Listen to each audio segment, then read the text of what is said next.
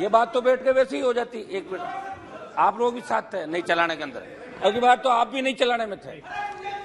एक मिनट सरोज महोदय, इसके उद्देश्य और कारणों की तरफ देखें तो ये ध्यान में आया कि इसका उद्देश्य दिल्ली राष्ट्रीय राजधानी क्षेत्र शासन अधिनियम 1991 में संशोधन करना है। इससे केंद्र सरकार को अधिकारियों, कर्मचारियों, कार्यकाल अन्य सेवा क्षेत्रों से दिल्ली राष्ट्रीय राजधानी क्षेत्र के कार्यों के सिलसिले में नियम बनने का अधिकार मिल जाएगा। सरोज महोदय, गृह मंत्री जी ने माननीय सुप्रीम कोर्ट के निर्णय की व्याख्या सदन में पढ़कर सुनाई। जैसा कि हम सब जानते हैं, सुप्रीम कोर्ट की संविधान पीठ ने ये कहा था कि जो अध्यादेश आप लाए हैं ये गलत है, जिसके बाद केंद्र सरकार ने 19 मई को अध्यादेश लाकर न केवल संवैधानिक सिद्धांतों का उल्लंघन किया और निर्वाचित सरकार के अधिकारों को, आप बात तो करना, बालियान जी डिस्टर्ब क्यों कर रहे हो? एड्रेस टू चेयर तो करूं मैं एक बार, Hanuman ji, you address to cheer, शुरुआत तो करने दो सर। यू एड्रेस, धीरे धीरे फ्लो में आऊंगा, धीरे धीरे।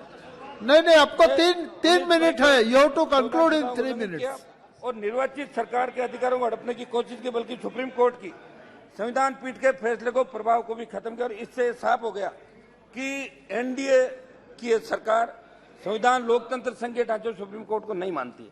मैं सरकार द्वारा लाए गए इस अध्यादेश बिल की बारीकियों से न जाकर सरकार की यह बिल लाने की मंशा पर सवाल उठाते हुए कहना चाहूंगा कि सुप्रीम कोर्ट की संवैधानिक पीठ के फैसले को नकारने वाला बिल है। संवैधानिक है, अनुच्छेद 239(2) में साफ साफ कहा गया कि दिल्ली में एक विधानसभा होगी, जबकि अन्य केंद्र शासित प्रदेशों में, आपके कई सांसद ये दे रहे थे कि दिल्ली केंद्र शासित प्रदेश है, लेकिन इसके अंदर आप पढ़ें कि दिल्ली में एक विधानसभा होगी, जबकि अन्य केंद्र शासित प्रदेशों में विधानसभा हो भी सकती है और नहीं भी। ये दिल्ली को भारतीय राज्यों के समान एक सामान्य संघीय इकाई बनाता है, जिससे दिल्ली सरकार को सरकार के प्रतिनिधि के रूप में माना जाता है। सरोज महोदय, हमारा तो इसके अंदर गृह मंत्री जी यहाँ बैठे हैं, मैं इनसे आग्रह करूंगा कि ये जितनी भी छोटी पार्टियां इस देश के अंदर है, जो आपके एनडीए के एलआई के अंदर भी थी, आप इन छोटी पार्टियों से नहीं डरे। गृह मंत्री जी, ये कहीं न कहीं आपको हमेशा मदद करती रही, पहले भी हर जगह मदद करती है, इनसे कुछ भी नहीं होगा। सही तो ये होता कि आप विधानसभा, दिल्ली की विधानसभा नहीं जीतने से परेशान जरूर। एक मिनट साहब, एक मिनट बात तो करना था। तो सब लोगों ने बोला आधा घंटा भाषण दिया, एक मिनट बात तो समाप्त करना था मेरी।